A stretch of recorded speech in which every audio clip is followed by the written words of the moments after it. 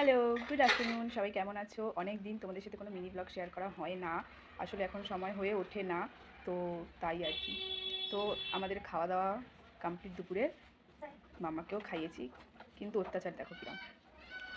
এই যে মহারানীর এখন গাড়িতে চড়ার ইচ্ছা হয়েছে, তাই ঘরের মধ্যেই এখন গাড়ি চালাচ্ছে। সাইকেল চালাবে? সাইকেল চালাবে এখন? কোনো উপায় নেই, তাই এখন এই সাইকেলটা নিয়েছি ঘরের মধ্যেই এখন সাইকেল চালাচ্ছে।